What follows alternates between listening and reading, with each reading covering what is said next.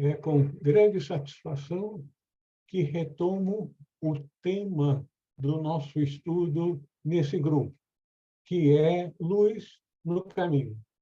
Nós vamos voltar uns 2, 3 slides da nossa reunião anterior para começar de um ponto capital, que é esse: deseja fervorosamente a paz. A paz que deves desejar é aquela paz sagrada que nada pode perturbar e na qual a alma desabrocha da mesma forma que a flor santa sobre as lagoas tranquilas. Então, a nossa mente deve entrar numa profunda aquietação para que a gente possa, então, almejar, alcançar a riqueza, as dádivas que nos são dadas quando nesse estado de profunda paz. A paz que o discípulo deve desejar ardentemente não é a paz desse mundo, que depende das circunstâncias exteriores e, portanto, pode desaparecer a qualquer momento. Somente quando alcançamos a paz, podemos dá-la aos outros. Ser capaz de fazer isso é certamente um esplêndido poder, pois a vida da maior parte das pessoas está consumida pela preocupação, pela ansiedade, pela inveja, pela raiva e pelo rancor, que são o oposto da paz. Então, nós vemos que várias forças nos puxam para permanecer no nível usual de consciência em que estamos sujeitos a todo tipo de desaquietação da mente, enquanto que a gente está procurando exatamente aquela paz, aquela tranquilidade, aquele ambiente favorável para que a nossa consciência possa se elevar aos níveis divinos. Na senda do ocultismo, a paz é um pré-requisito para o progresso. As emoções perturbadoras, que não são poucas, devem ser superadas pelo discípulo, tanto para suas práticas meditativas como para a harmonia de seus relacionamentos. Vocês todos sabem que para entrarmos em meditação profunda, devemos aquietar inteiramente a nossa mente para que ela seja como uma lagoa santa, sem nenhuma oscilação da água, sem nenhuma oscilação da nossa consciência.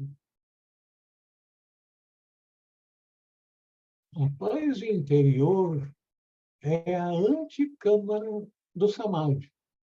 Quando o yogi desliga-se das emoções e pensamentos deste mundo, que na Vedanta é chamada de pratyahara, ele entra num estado de paz, que é o precursor da expansão de consciência que leva ao conhecimento do real.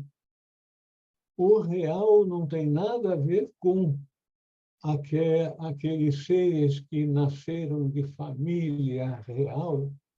Então, é o real de cada um de nós, porque nós nascemos como seres reais, filhos do grande Rei, do Pai Celestial.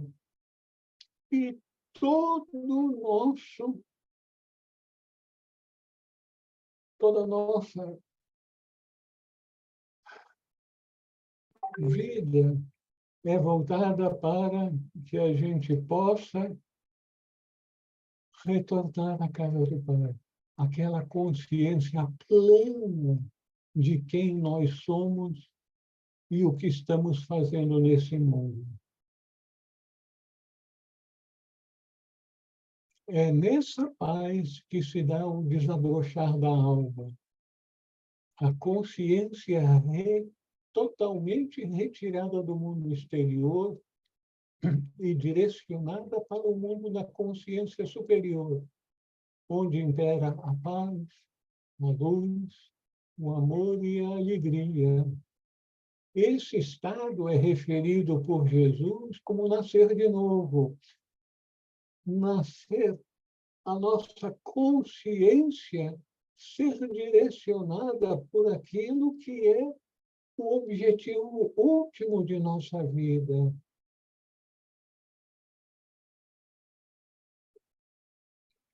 Esse desabrochar com o crescente conhecimento do real, da verdade, equivale ao contato com o mestre interior, Cristo em nós, esperança de glória. O mestre Jesus, em seus ensinamentos, nos direcionava para essa interiorização. Muitos entenderam de forma errônea, distorcida, que o que Jesus estava nos ensinando era adorá-lo como Filho de Deus. Porém, todos nós somos filhos de Deus. Não existe nenhum monopólio da filiação divina. Só que alguns seres extremamente dedicados ao objetivo último de nossa vida conseguem manifestar de forma cada vez mais plena a divindade do nosso ser, em vez de se esforçar para manifestar aquele aspecto crude da nossa personalidade material. Então, vamos caminhar rumo à manifestação de Cristo em nós. O contato com o mestre exterior ocorre depois que o discípulo contata o mestre interior. Nós precisamos preparar a nossa consciência e o nosso instrumento para entrarmos naquele nível de consciência da comunicação com o mestre exterior, aquele grande ser de luz que está no mundo para nos ajudar. Mas nós precisamos estar preparados para isso. Nós poderíamos querer competir nas Olimpíadas, mas seríamos objeto de risada dos outros pelo nosso despreparo físico e mental para essa competição externa. Mas nós não estamos em competição com ninguém na busca do nosso Cristo interior. E é isso o que precisamos voltar a nossa atenção. Portanto, a paz é o primeiro estágio num processo de expansão de consciência que não tem limites. Esse é um ponto que a gente tem até medo de pensar, mas, meu Deus do céu, eu vou me tornar um mestre de sabedoria? Sim, sim. Cada um de nós se tornará um mestre de sabedoria. Pode ser que isso não venha ocorrer nessa vida, porque temos todos muito trabalho para fazer para nos prepararmos para isso. Nós teremos que nos tornar discípulos, discípulos aceitos por um mestre, alcançarmos uma primeira iniciação, depois uma segunda, uma terceira, uma quarta, até finalmente alcançarmos o nível de consciência de um iniciado do quinto grau, um mestre de sabedoria. E o caminho não para aí, continua em níveis ainda mais elevados. Mas essa é outra história. Então, vamos nos concentrar na nossa meta atual, que é nos engajarmos cada vez mais no trabalho preparatório para alcançarmos a consciência de Cristo em nós, que é a nossa esperança de glória. Porém, mais um paradoxo. Para tornar-se um discípulo, postulante deverá passar por inúmeras provações e dificuldades, na medida em que suas fraquezas e vícios que todos nós temos, até estão então escondidos no inconsciente, começam a aflorar. Para superá-los, terá que lutar e fazer considerável esforço para vencer as tentações deste mundo. Nessa etapa de sua vida, terá pouca paz e muito conflito. Então, nós vemos que o nosso objetivo é alcançar a paz. Para alcançarmos a paz, vamos ter que nos engajar num trabalho que nos vai levar a muito conflito, porque nós nos deixamos apoderar pelo nosso eu, ego terreno, que nos puxa para baixo, enquanto que o nosso eu superior nos convida a subirmos. Então, a subida vai contra a gravidade, num sentido duplo, tanto da lei da natureza como da intensidade. O problema que é os nossos apegos, a nossa, a, a nossa prisão no mundo material. A luta e o conflito deverão continuar por algum tempo. O homem, consumido pelo desejo, acredita que encontrará paz quando seus incessantes desejos forem satisfeitos.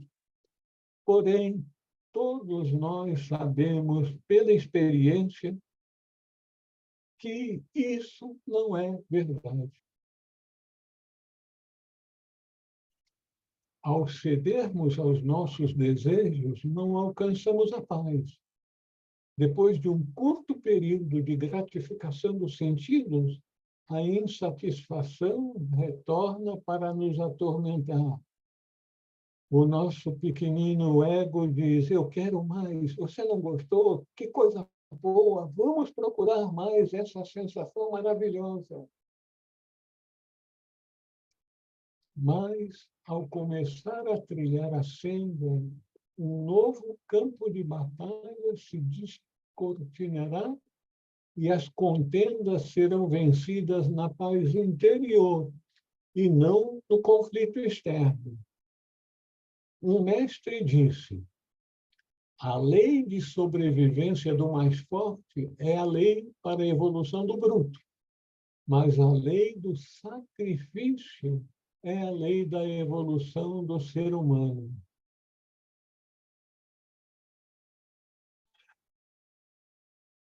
É dito que a flor santa desabrocha nas lagoas tranquilas.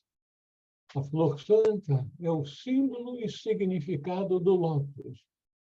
Como o vento da dúvida e do autointeresse e as ondas das emoções e desejos, a flor santa é perturbada e não pode crescer.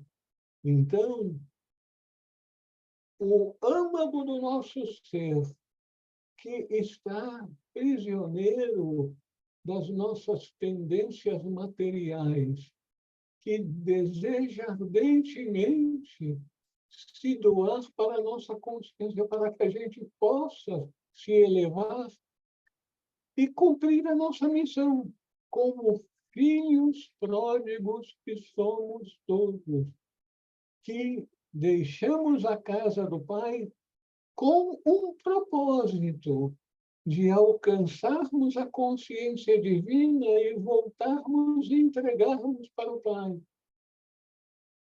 Senhor, alcançamos aquilo que nos foi designado, e é chegar à consciência, perto da consciência do seu divino ser. Então, continuando no texto de Luz do Caminho, deseja posses acima de tudo. Porém, estas posses devem pertencer somente à alma pura e devem ser possuídas, portanto, igualmente por todas as almas puras, sendo assim propriedade especial do todo, apenas enquanto unido. Deseja aquelas posses que podem ser mantidas pela alma pura, para que acumules riquezas para aquele espírito uno da vida, que é o teu único e verdadeiro eu. Nós, com muita facilidade, nos referimos eu sou, eu quero, eu vou, e a gente bate no peito, enquanto que o eu sou é isso.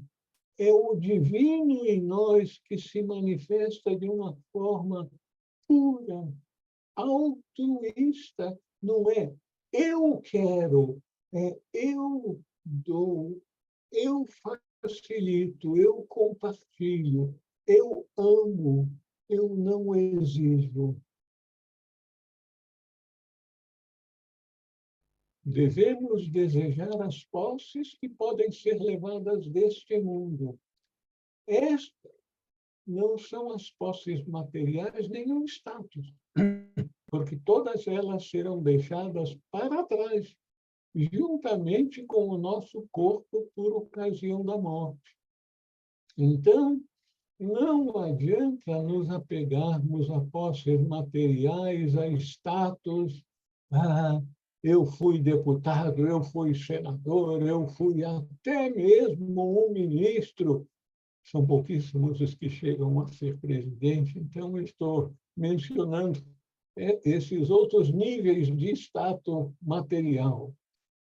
Isso não adianta. O que a gente vai levar conosco é a capacidade que nós desenvolvemos de nos tornarmos portadores de dádivas, de bênçãos para os nossos companheiros de jornada.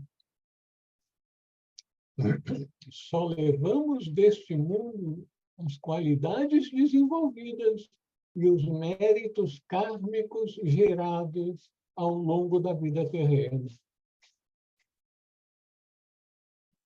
Essas posses pertencem à alma pura, ou seja, àquela que tem um coração puro, que não é egoísta.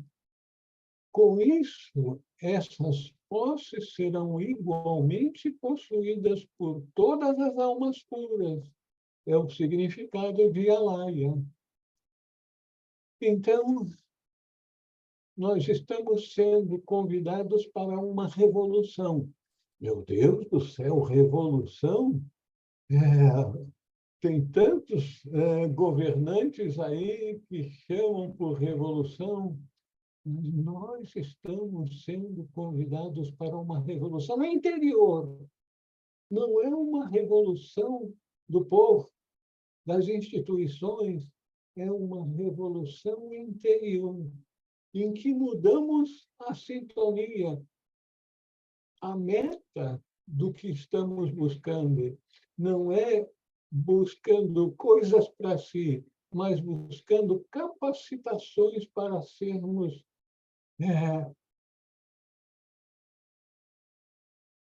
para nos tornarmos, então, portadores da luz, levando dádivas, ajuda a todas as almas. Ou seja, o discípulo precisa agir de forma totalmente impessoal, considerando-se como ele é, um instrumento do todo. Assim, todas as posses acumuladas por ele serão entendidas naturalmente como sendo de posse de todas as almas puras. Que coisa maravilhosa, que estado maravilhoso de consciência. Os mestres atuam no mundo como instrumentos da lei, agindo como auxiliares do Logos no trabalho evolutivo. Por isso, não geram um karma pessoal, mas sim karma benéfico para toda a humanidade e para o Logos, para aquele ser que engloba a totalidade de toda manifestação. Porém, os mestres estão sujeitos ao karma gerado por seus discípulos. Meu Deus do céu!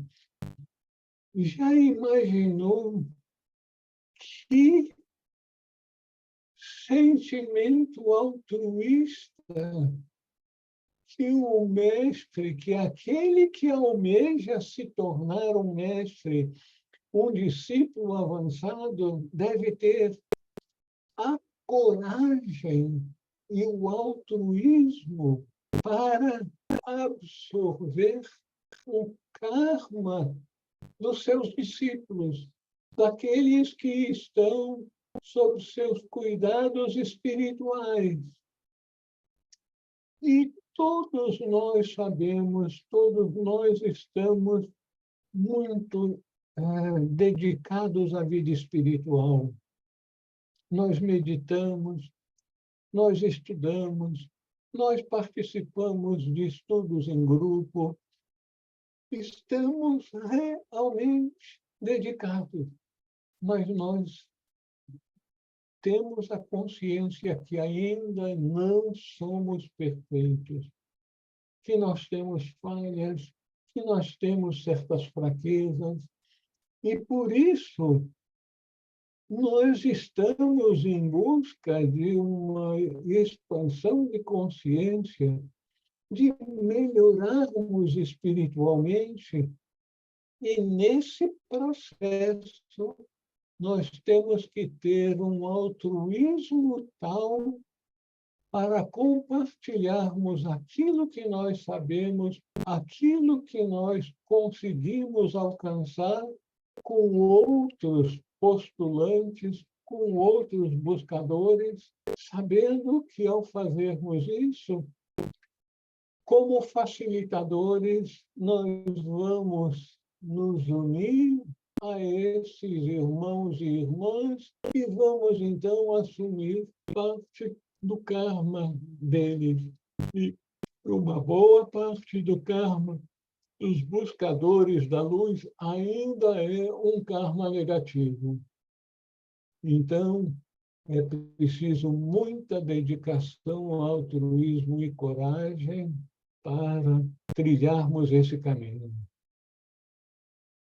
Os mestres têm essa força, essa consciência e fazem o seu caminho, o progresso não individual.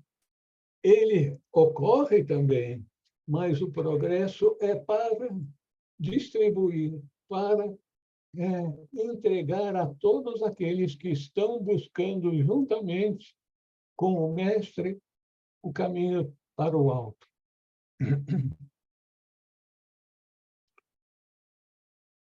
Pode falar, Penha, mas precisa abrir o seu microfone.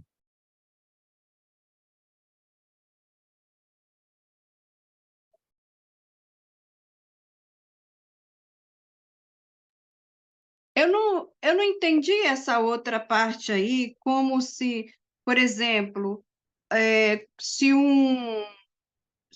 se alguém compartilha num grupo os seus conhecimentos, ou juntos eles trabalham para adquirir conhecimento, o grupo, fica, por exemplo, um pega o karma do outro? Minha querida irmã, o mestre, o iniciado, que tem um trabalho muito superior, muito diferente do que nós temos que compartilhamos o resultado de nossos estudos um com o outro. O mestre está num outro patamar.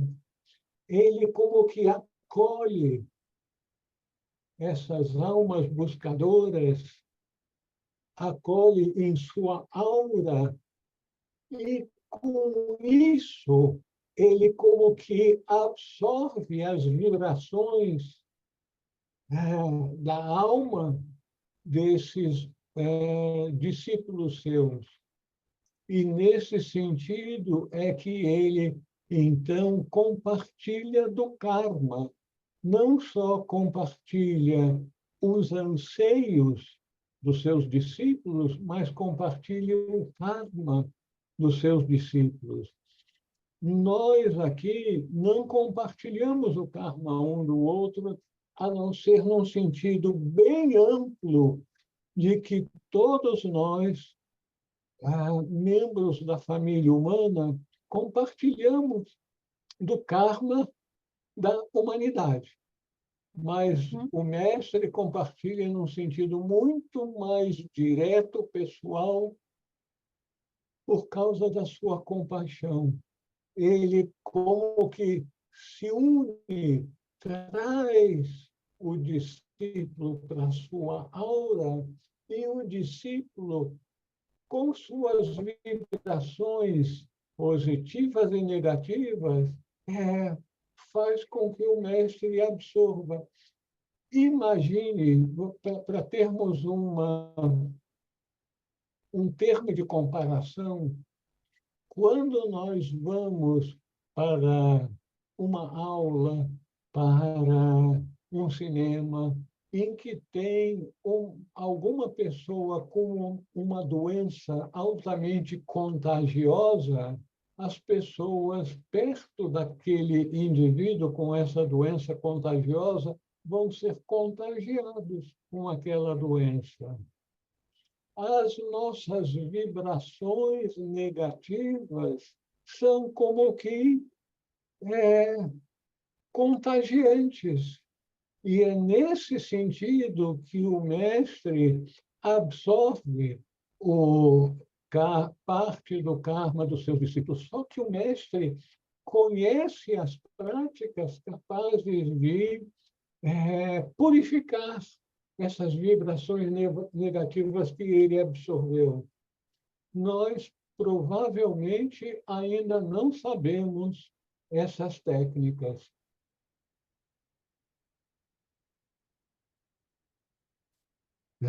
Continuamos? Alguém gostaria de fazer outra observação? O Dorival hoje está muito quietinho.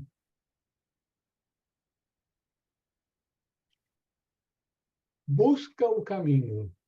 Nota, essas 3 palavras parecem talvez demasiado simples para constituírem uma regra. O discípulo pode dizer: estudaria eu estes pensamentos se não procurasse o caminho?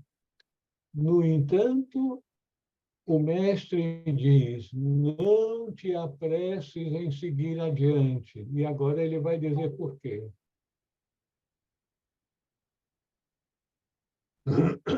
Detente e reflete um pouco. É o caminho que desejas? Ou será que existe em tuas visões uma tênue perspectiva de grandes alturas a serem escaladas por ti, de um grandioso futuro a ser atingido. Toma cuidado.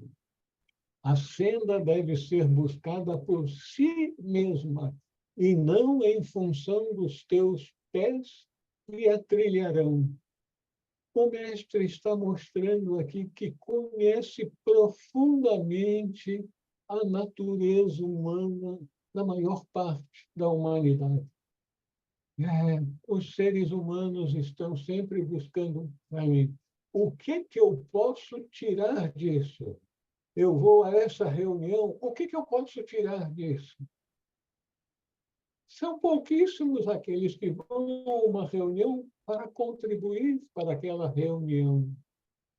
Então, o mestre conhece a natureza do ser humano que ainda não alcançou a iluminação, que é um despojar de todo o egoísmo e uma explosão de amorosidade, de compreensão, de doação para todos os seres, para aqueles da direita, para aqueles da esquerda e para o centro também. Não haverá distinção por aqueles que são doadores da luz. Eles sabem que todos precisam de luz, todos precisam evoluir. Mestre nos alerta outra vez sobre a necessidade de deixarmos a personalidade do lado e buscarmos o caminho, porque a missão que temos na Terra é de resgatarmos a consciência de nossa verdadeira natureza e usarmos o conhecimento e os poderes gerados nesse processo para servirmos a grande órfã, a humanidade. O que é esse caminho que devemos buscar?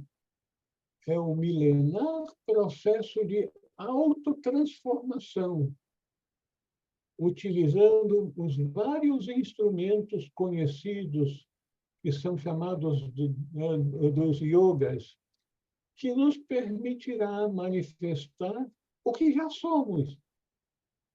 Permitirá manifestar. Nós já somos, nós não sabemos. E poucos manifestam a sua natureza divina. O processo resume-se na expansão de consciência. Com isso, os mestres passarão a nos utilizar como seus instrumentos no mundo. Daí a importância da humildade e da impessoalidade. A atitude do discípulo deve ser de total entrega à vontade divina, fazendo o trabalho dos mestres, que são os grandes instrumentos para realizar a vontade divina. Então, os mestres são instrumentos para realizar a vontade divina. Os discípulos vão ser auxiliares do mestre nessa grande missão, a missão que envolve, abarca toda a humanidade. Aí eu tenho que suspirar fundo e dizer: a maior parte da humanidade não está consciente disso. Para não correr o perigo da ambição espiritual mencionada inicialmente, com visões de um grandioso futuro a ser atingido, o discípulo deve estar sempre consciente de que ele é um servidor e não alguém que deve ser servido e glorificado. Esse ponto deve ser absorvido e mantido sempre em nossa consciência. Eu não estou no caminho espiritual para buscar algo para mim próprio, para ser uma pessoa conhecida pela minha espiritualidade. Não, eu devo buscar manifestar a verdadeira natureza de cada ser humano, que é divina. E, ao conseguir progresso nesse sentido, me engajar no trabalho dos grandes seres dos quais nós almejamos nos tornar auxiliares, de facilitar o trabalho de expansão de consciência de todos nossos irmãos e irmãs. Existe uma correspondência entre esta regra e a 17ª da segunda série. Quando, após eras de lutas e muitas vitórias, a batalha final for ganha e o último segredo buscado, então estarás preparado para um caminho ulterior.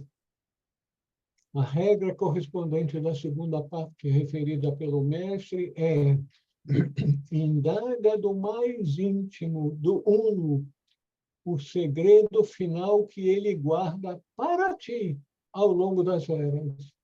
Está sendo indicado que o caminho evolutivo é infinito. Em cada etapa, novos segredos nos serão revelados. Mais e mais segredos nos serão revelados, porque, ao fazermos progresso na senda espiritual, nós estamos mostrando que somos capazes de nos tornarmos auxiliares num trabalho um pouquinho mais amplo, cada vez mais amplo, na expansão de consciência, no despertar da humanidade para a realidade última. De uma perspectiva bem ampla, o segredo final é sempre uma variação de um mesmo tema: como nos capacitarmos para realizar um trabalho maior e de escopo mais amplo, bem diferente da ideia tradicional de um céu de descanso eterno para gozarmos a bem-aventurança. As religiões passam para os seus crentes lições que eles são capazes de entender e serem atraídos por elas.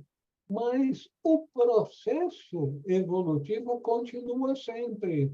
Então, o que está sendo dito para nós é que alcançar um estado de consciência que tradicionalmente é chamado de céu não é para descansarmos e para gozarmos de todas as benesses desse céu de bem-aventurança, mas sim de nos tornarmos servidores de um número cada vez maior de pessoas que estão ansiando por gotas da verdade divina, daquilo que nós estamos sendo agraciados de conhecermos cada vez mais, com essa expansão de consciência que está sendo o processo de nossa jornada espiritual.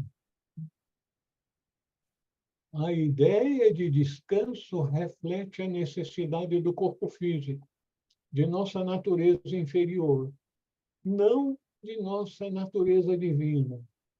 Nos planos superiores, não estaremos nunca cansados ou com sono. Que coisa boa saber, hein? A gente vai até poder aposentar a nossa cama, aquele travesseiro gostoso que a gente gostava de abraçar. Agora não vamos precisar. Agora não. Então, não precisaremos mais disso. Não é verdade, porque até mesmo os mestres de sabedoria precisam descansar muito, muito menos do que nós. Mas o corpo físico deles também tem necessidades físicas. Quando o segredo Oh, final desta Dorival. grande missão for revelado, nele se abrirá o mistério do novo caminho, uma senda que conduz para além de toda experiência humana e que está totalmente fora da percepção ou imaginação humanas. Em cada um destes pontos, é preciso deter-se longamente e refletir bem. Em cada um destes pontos, é necessário estar seguro de que o caminho foi escolhido desinteressadamente. Quando o discípulo é finalmente coroado com a iniciação final que o torna um adepto, é dito que 7 alternativas de caminho se abrem para ele. Veja só, quando o discípulo é finalmente coroado com a iniciação final, que o torna um adepto. Não significa que essa é a última iniciação, que cumprimos com a nossa missão. Não precisamos mais nos preocupar com aposentadoria. Já conseguimos a nós. Não. O processo de expansão de consciência, de evolução, é infinito, porque todos nós somos parte do infinito, do Pai Celestial, e como filhos pródigos que somos, temos que voltar à casa do Pai. E voltar à casa do Pai não significa um caminho físico, significa uma expansão de consciência que nos levará, eventualmente, a alcançar muito perto da consciência do Pai Celestial. E é isso que nos espera. Desses 7 caminhos, só temos uma vaga ideia de um deles, o do mestre que retém um corpo físico para ajudar a humanidade trilhando o caminho do Bodhisattva. Nada sabemos dos outros.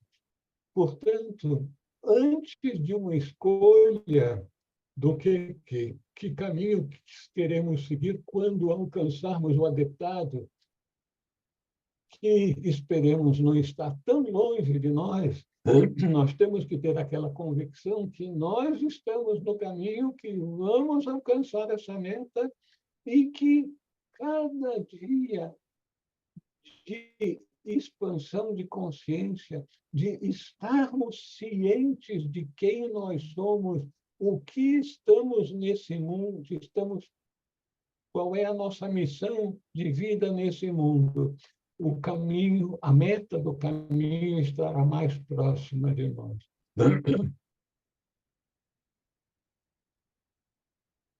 Seria inútil, no momento atual, tentarmos fazer uma escolha, pois, na ausência de elementos para nos guiar, estaríamos deixando a nossa mente inferior escolher para a nossa natureza superior, um escalado. Seria o equivalente a uma criança de 4 anos escolher sua futura profissão. O melhor é sempre entregar tudo a Deus. Essa é a atitude do sábio. Quando alcançamos um nível mais elevado de consciência, nossa visão do mundo é ampliada e passamos a entender as coisas de forma diferente. A lei da atração pode ser de ajuda na identificação de nossa missão de vida. As coisas que são designadas para nós gravitam em nossa direção. Este foi um ensinamento que um dia caiu assim para mim. Nós temos que ter confiança que o mestre, que é um auxiliar do Logos do todo, do Pai Celestial sabe o que é melhor para nós, sabe a que nível evolutivo estamos e qual é o nosso raio dos 7 raios possíveis, qual é um dos 7 grandes caminhos que se abre para aquele que alcança o nível de mestre de sabedoria. Então, nós vamos parar nesse ponto, porque temos outro tema a partir de agora. Vocês gostariam de fazer alguma observação, fazer alguma pergunta?